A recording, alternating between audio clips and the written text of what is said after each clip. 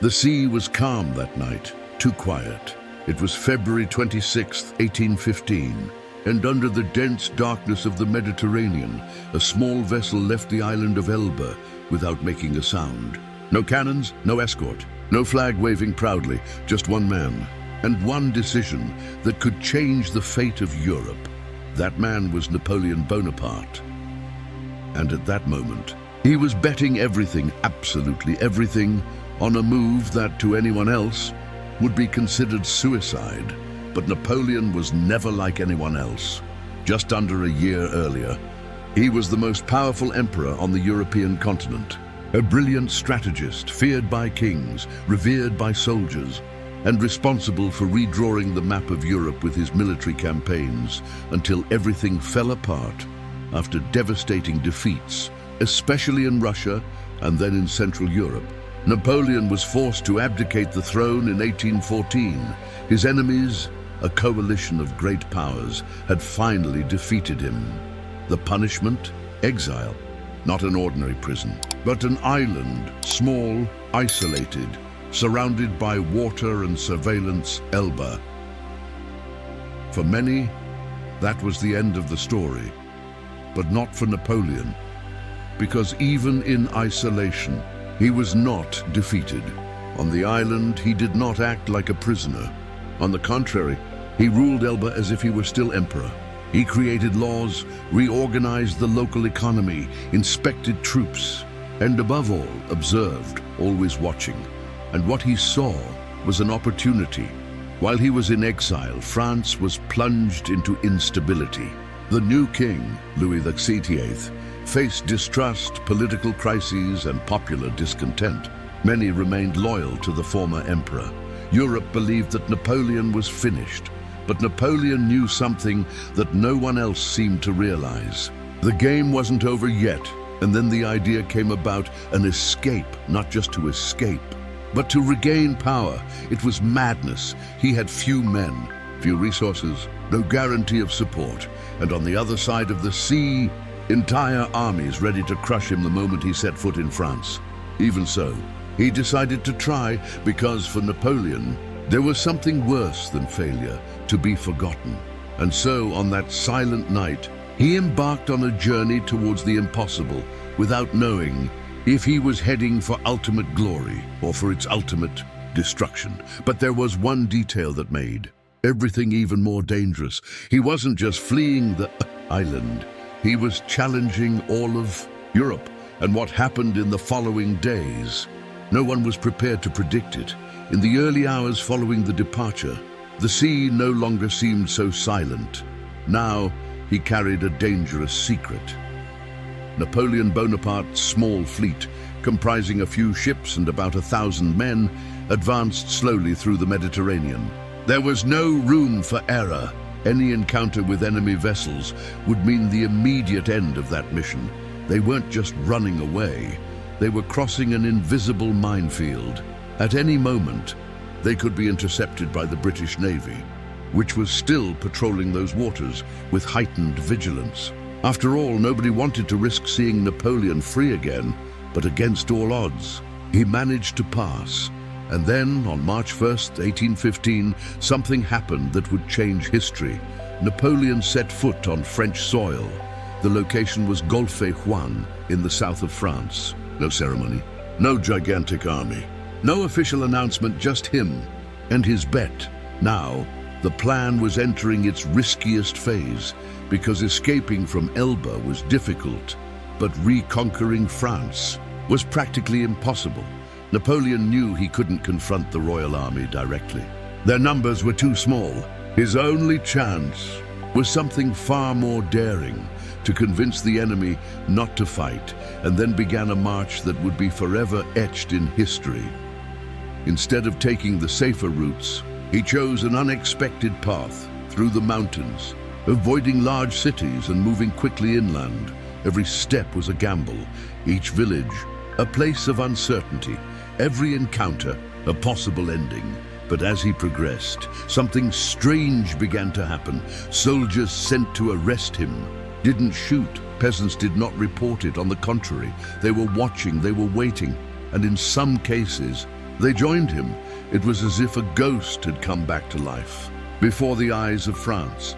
And then came the moment that would define everything. An entire battalion of the Royal Army blocking his path. Weapons ready, clear orders. Stop Napoleon at all costs. It was the end of the line, or the beginning of something much bigger. Napoleon advanced alone. No guard, without protection, without hesitation, he stopped in front of the soldiers and did something no one expected. He opened his coat and he said, "If there is anyone among you who wants to kill your emperor, here I am." Absolute silence, tension at its limit, seconds that felt like an eternity. And then, nobody shot. On the contrary, the weapons began to fall and a cry echoed, "Long live the emperor." At that moment, the impossible mission began to become a reality. But there was a problem. As Napoleon advanced towards Paris, the whole of Europe was beginning to react. And this time, they didn't intend to make the same mistake again. The news spread like wildfire. Napoleon Bonaparte had returned, and not only that, he was moving forward, fast, unstoppable. City after city, village after village, the scene repeated itself. Troops sent to stop him ended up surrendering or changing sides. What should have been a suicidal march was turning into a triumphant return. Meanwhile, in Paris, the atmosphere was one of panic. King Louis XVIII tried to maintain control, but authority slipped through his fingers. Generals hesitated. Officers questioned orders. Soldiers murmured. Confidence in the new regime was rapidly crumbling. Napoleon understood exactly what was happening. He didn't need to win battles, he needed to win minds, and he was succeeding. But there was one factor he couldn't ignore: time. Every hour was precious because, as he advanced through France, his enemies were reorganizing beyond the borders.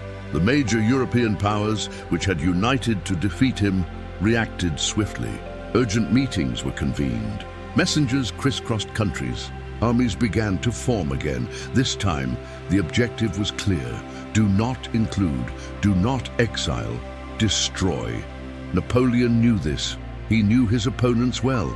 He knew that if he gave them enough time, he would face overwhelming forces. That's why he accelerated. The march became bolder, more direct, more inevitable. And then, finally, the decisive moment arrived. Napoleon entered Paris without significant resistance, no open battle, without firing a single decisive shot. The man who had been defeated and exiled was now regaining power in France. It was almost unbelievable, a comeback that defied all logic. But behind that victory, there was a growing shadow, because that wasn't the end, it was only the beginning.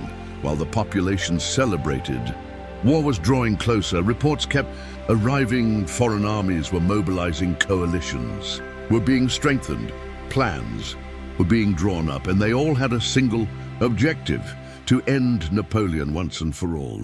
Compromises flawless, no second chances. Napoleon felt the weight of that moment. He had returned to the top, but now he needed to stay there, and that would require something he already knew well: total war, but not just any war, the war that would decide his fate, his legacy, his name in history. Because this time there was no room for error, and then he made a decision: attack before it's too late, before their enemies could fully unite, before the net closed in. It was his last gamble, and it would lead him directly to a battlefield that would become eternal, a place where everything would be decided, a battle that would change the world, and that would bring an end to his story. Time was up. Napoleon Bonaparte knew this. Every move now had to be perfect. There was no more room for mistakes, hesitation, or luck. His enemies were closing in rapidly, forming a force capable of crushing him once and for all. But Napoleon would not wait. He decided to attack first. His plan was simple and risky: divide your enemies before they fully unite. And so, in June 1815, he marched toward the decisive confrontation. The chosen field would go down in history. Waterloo. The scene seemed ordinary. Damp fields, uneven terrain, unstable weather. But there, the fate of Europe would be decided. On the other side, forces led by the Duke of Wellington waited, while Prussian troops rapidly approached. They knew exactly what was at stake, and this time, they wouldn't back down. The battle began under difficult conditions. The rain had turned the ground to mud, delaying the French attacks. Every movement required effort. Every advance cost time. Time that Napoleon did not have. Even so, he pressed on. Attacks were launched, intense attacks, cavalry advancing under fire, cannons echoing across the field. For hours, the outcome was uncertain. Victory or defeat, everything seemed possible, but then something started to change. The Prussian reinforcements have arrived, and with them, the balance of the battle was broken. What was once a balanced contest has turned into a collapse. The French lines began to give way, confusion spread, orders were lost, and the army that had marched with confidence began to crumble. Napoleon was watching, property knowing exactly what that meant. The end, not just from the battle, but of everything, his empire, your return, your last bet. Everything was falling apart before his eyes. The defeat at Waterloo was total, irreversible, definitive this time. There was no turning back. Napoleon tried to escape again, but the world had already learned. He was captured, and unlike the first time, he wouldn't be sent to a nearby island. He would be taken much further, a place with no escape. Hopeless. St. Helena. There, isolated in the middle of the ocean, he would spend the rest of his life, without armies, powerless, without glory, with only his memories and perhaps with the awareness that, for a brief moment, he defied the impossible and almost won. Because his escape from Elba was not merely an attempt to return. It was one of the boldest moves in history, a gamble against the entire world. And for a few days, he won, but not the end. Not even Napoleon could conquer time and the weight of history. If you want more true stories like this one, full of strategy, tension, and world-changing decisions, subscribe to the channel. Because here, each video is a new battle for your attention.